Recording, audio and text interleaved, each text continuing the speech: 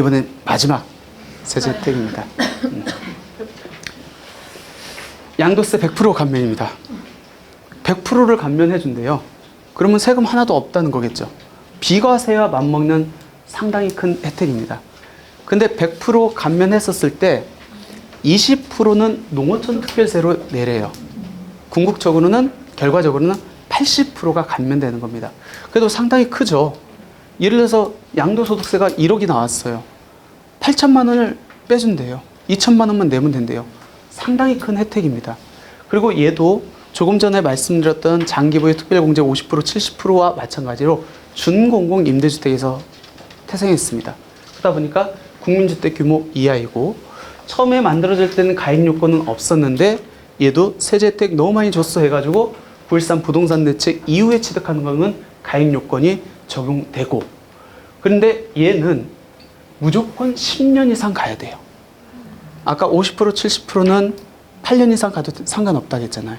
얘는 무조건 10년 이상 가야 되는 거고 증액 제한 처음부터 준수해야 되는 거고, 얘는 독특한 요건이 뭐가 있냐면 취득하고 나서 3개월 이내 등록하래요. 아까 50% 70%그 혜택은 내가 기존에 갖고 있던 주택을 등록해도 혜택을 받을 수 있었는데 얘는 기존에 내가 갖고 있던 주택을 등록하면 이 혜택 못 받아요. 왜? 얘 때문에. 취득하고 3개월 이내에 등록을 하라는 이 규정 때문에. 그러니까 그렇게 이해하시면 될 것 같아요. 장기부의 특별공제 50% 70%는 기존 주택을 임대사업자로 등록을 유도하기 위해 만들어진 제도라고 생각하시면 되는 거고, 얘는 신규 취득한 주택을 빨리 3개월 내에 등록해. 그럼 이 혜택 줄게. 그래서 얘는 신규 취득한 주택을 주택임대사업자로 등록하기 위해서 만드는 제도다라고 이렇게 이해를 하시면. 만약에 8년 만에 자동 말소 돼버리면 2년 이제 합니다. 그래서 얘의 특징은 10년 이상 가야 된다. 그리고 얘 다 막아놨어요. 지금 2018년 12월 31일까지 등록을 해야 됩니다. 그러니까 지금 등록하면 아예 못 받아요. 그러면 어떤 혜택이 있는지 볼까요? 거의 취득하고 임대사업을 등록할 수밖에 없죠. 3개월 내니까. 그러면 거의 10년은 이제 보통 채웠다고 보고, 그리고 만약 내가 여기에서 10년 채우고 나는 여기에 거주할 수도 있거든요. 왜? 요건 충족했으니까. 근데 이 감면이 되는 그 양도소득 금액은 내가 임대한 소득 금액에서 발생한 산출세액에 대해서만 감면을 해준다. 이 이유는 안 해준다. 그럼 내가 을무 임대기한 10년 채우고 바로 판다. 그럼 전체가 다 이제 감면이 되겠죠. 근데 여기서 들어가 살거나 하면은 이제 적용을 안 해주겠다. 그럼 이것도 이제 안분을 해야 되죠. 이거는 이제 소득 금액. 아까는 양도 차익과 관련된 장기부의 특별공제와 관련된 거니까 양도 차익을 안분했는데 얘는 세액과 관련된 거니까 양도소득 금액을 갖고 똑같습니다. 요때 기준지가, 요때 개별공시지가, 요때 개별공시지가, 그걸로 해서 안분해가지고 여기에 해당하는 소득 금액을 산정한 다음에 세액을 산정하고 그 세액의 100%를 감면한다. 이렇게 보시면 돼요. 만약 10년 동안 보유를 했습니다. 일반적인 경우 3억에 대해서 20% 장기부의 특별공제하고 일반세율 적용하면 요만큼 세금 내는데, 얘는 계산구조는 똑같죠. 계산구조는 똑같은데 산출세액의 100%를 감면한대요. 대신에 감면세액의 20%를 농어촌 특별세로 낸대요. 세금 차이가 엄청 크겠죠. 큰 만큼 요건이 조금 까다롭다라는 겁니다. 그러면 이 혜택과 자진말소, 자동말소와의 관계, 이제 마지막으로 한번 살펴볼게요. 똑같아요. 2015년 12월 28일 이전에는 준공공은 10년짜리였습니다. 그 이유는 8년짜리였어요. 그러면 자진말소 했을 때 양도세 100% 감면 적용 여부는 얘는 10년짜리인데 그 전에 자진말소 했다고 하면은 10년을 채웠다는 거예요? 못 채웠다는 거예요? 그러니까 자진말소는 아예 받을 여지가 없겠죠. 얘는 무조건 10년을 가야 되는 거니까. 아까 장기부의 특별공제 50% 70%는 8년 되면 50%는 적용받을 수 있었잖아요. 근데 얘는 못 받고, 그러면 자동 말소 됐었을 때 이 100% 감면 다 못 받는다고 알고 있어요. 대부분이. 근데 꼭 그렇지는 않고 이때 등록한 주택은 의무임대 기간이 10년이었기 때문에 요건 70% 받을 수 있다. 죄송합니다. 이게 70%가 아니죠. 이 양도소득세 100% 감면이에요. 여기 제가 잘못 썼네요. 여기 내용이 양도소득세 100% 감면이고 여기는 적용 가능, 적용 불가. 이렇게 바꿔주시면 될 것 같아요. 예? 잘 안. 다세대 같은 건 되는 거 아니에요? 다세대 요건 맞으면 받을 수 있죠. 다세대 같은 경우는 자진말소 대상이 아니잖아요. 그러면은 아까 그 요건을 충족해가지고 10년까지 가면은 내가 설령 8년 장기 임대주택으로 등록했다 할지라도 8년 끝나고 나는 인사사업자 등록이 말소되지 않으니까 2년 더 임대를 하면은 이 혜택 적용받을 수 있는 거죠. 상당히 큰 혜택이다라고 이렇게 보시면 될 것 같고요. 바로 전 화면에서요.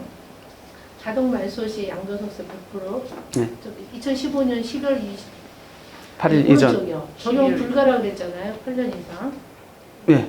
여기는 8년이니까 10년을 못 채우잖아요. 네. 근데 이제 8년에 이제 자동 말소되고 2년을 그 똑같이 더 임대 주면? 예. 8년 예를 들어서 아파트 8년짜리였어요. 그게 자동 말소가 됐어. 2년 더 채웠다고 해가지고 아까 양도소득세 100% 감면 받을 수 있을까요? 없어요. 왜 그러면 국세 혜택은 뭐라겠죠? 지방자치단체 임대사업자 등록되고 세무서에 임대사업자 등록이 돼야 됩니다. 얘가 말소됐잖아. 요건 충족이 안 되는 겁니다. 그러면 한번 비교 한번 해보겠습니다. 장기부의 특별공제를 특례 적용하고 양도세 100% 감면 어떤 차이점이 있는지. 얘는 8년, 얘는 최소 10년을 가야 된다. 얘는 기존 주택이나 신규 주택 다 적용되지만 얘는 신규 주택, 왜 취득 일로부터 3개월 내에 등록해야 되기 때문에. 얘는 건설 임대주택, 매입 임대주택 다 적용받을 수 있지만 얘는 특이하게 건설 임대주택은 안 돼요. 또 매입 임대주택만 적용 가능하다. 단기에서 장기로 전환한 경우 가능합니까? 얘는 가능해요. 근데 또 얘는 안 돼요.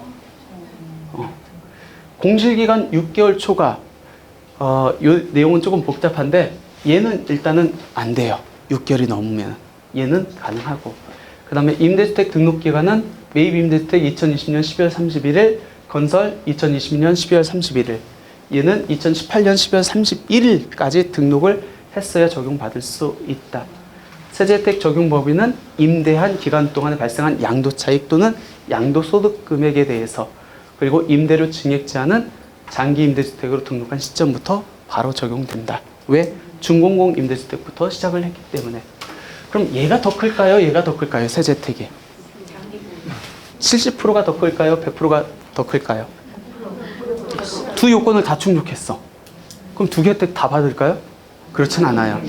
조특법상 혜택이기 때문에 내가 하나만 선택을 해야 됩니다. 그럼 난 70%로 갈 수도 있고 100%로 갈 수 있어.